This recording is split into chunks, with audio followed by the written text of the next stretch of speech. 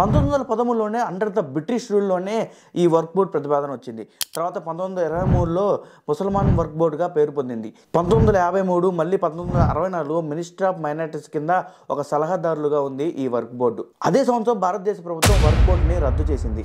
అయితే తిరిగి మళ్ళీ 1995లో ఈ వర్క్ బోర్డుని ఎగ్జిక్యూట్ చేసింది, ఇంప్లిమెంట్ చేసింది. అసలు ఈ వర్క్ బోర్డు వల్ల ఉపయోగం ఏంటి, ఎవరికి నష్టం, ఎవరికి లాభం అనే దాని గురించి పూర్తి వీడియో నేను త్వరలో చేస్తాను.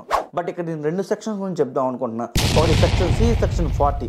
1995 ముందు కానీ వెనక కానీ గవర్నమెంట్ స్థలాలు కానీ వర్క్ బోర్డులో కానీ ఉంటే ఆ జిల్లా కలెక్టర్లు ఎంక్వైరీ చేసి స్టేట్ గవర్నమెంట్ సాయంతో సెంట్రల్ గవర్నమెంట్కి ఒక ప్రతిపాదన ఇవ్వాలి, నివేదిక ఇవ్వాలి. ఎందుకంటే సెంట్రల్ గవర్నమెంట్కి అనుమానం ఉంది, వర్క్ బోర్డులో ఉన్న చాలా ప్రాపర్టీస్ గవర్నమెంట్ ప్రాపర్టీస్ అనే ఈ సెంట్రల్ గవర్నమెంట్ అనుమానం అనమాట. అందుకని చెప్పేసి ఈ సెక్షన్ సి. ఇప్పుడు మనం సెక్షన్ 40 గురించి మాట్లాడుకుందాం. మొన్నటిదాకా వర్క్ బోర్డులో సెక్షన్ 40 ఉంది, దాన్ని ఇప్పుడు రద్దు చేసింది. దాన్ని ఎందుకు రద్దు చేసింది అంటే ఇప్పుడు మీకు ఒక ఎగ్జాంపుల్ చెప్తాను. ఫర్ ఎగ్జాంపుల్ ఏ అనే ఒక ల్యాండ్ ఉంది. ఈ ల్యాండ్ వర్క్ బోర్డు నాది అంటుంది, నేను నాది అంటున్నాను. ఇప్పుడు ఈ ఇద్దరి మధ్యలో ఎవరు మన పంచాయతీ చేయాలి, చేస్తే కోర్టు పంచాయతీ చేయాలి. కానీ ఇక్కడ అలా కాదు. వర్క్ బోర్డు సెక్షన్ 40 ప్రకారం ఏంటంటే వర్క్ బోర్డే ఒక కమిటీ వేసిద్ది. కమిటీ వేసి వాళ్ళే చర్చించి వాళ్ళే తీర్పిస్తారు అనమాట. వర్క్ బోర్డు సెక్షన్ 40 అంటే అదనమాట.